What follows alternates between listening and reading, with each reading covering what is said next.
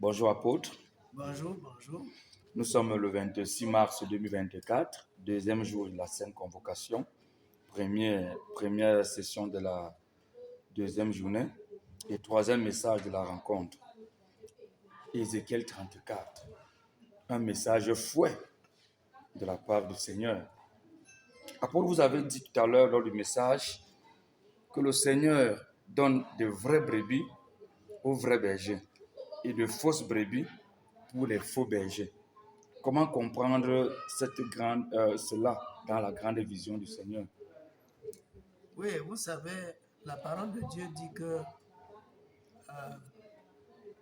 le royaume des cieux est semblable à un homme qui a semé du blé dans son champ. Et la nuit, un ennemi est venu s'aimer l'ivraie. Et les deux ont grandi ensemble. Les serviteurs voulaient même enlever, mais le maître a dit non, laissez les deux grandir ensemble jusqu'à la moisson.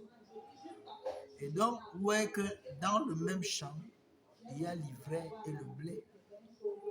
Le blé, c'est les fils du royaume, comme le Seigneur le dit. Et l'ivraie, c'est les fils du malin qui prolifèrent, qui se multiplient, qui deviennent même de plus en plus nombreux même que le blé, et qui ont pour mission d'étouffer le blé. Sauf que la promesse du Seigneur est claire. Les portes du séjour des morts ne prévaudront point sur son église, donc sur le blé. Alors, c'est la raison pour laquelle, à un moment donné, le Seigneur va séparer, il va trancher. Il va trancher et c'est aussi la raison pour laquelle la puissance de l'égarement existe. Les Thessaloniciens dit que quand les gens n'ont pas eu l'amour de la vérité, le Seigneur leur envoie une puissance d'égarement pour qu'ils croient davantage au mensonge.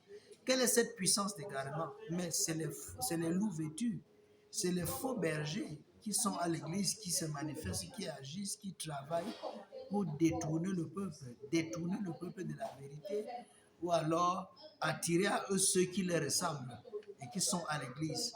Donc, c'est pour ça que vous voyez, les faux brebis écoutent les faux bergers, ils écoutent les faux enseignements, ils écoutent les faux bergers, ils se soumettent à eux et ils sont très zélés comme ça.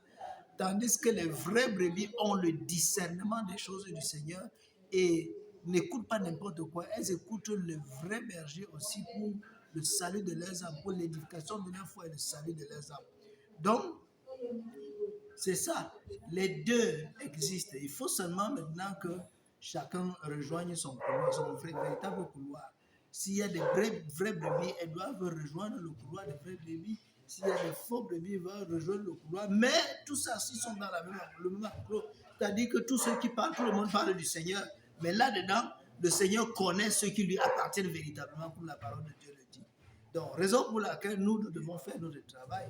En faisant notre travail, ça nous permet au peuple d'être éclairé, à ceux qui sont de la lumière, d'être éclairés et de demeurer dans la lumière, pendant que ceux qui n'ont pas l'amour de la vérité et de la lumière vont dans les ténèbres et vont dans leur lieu.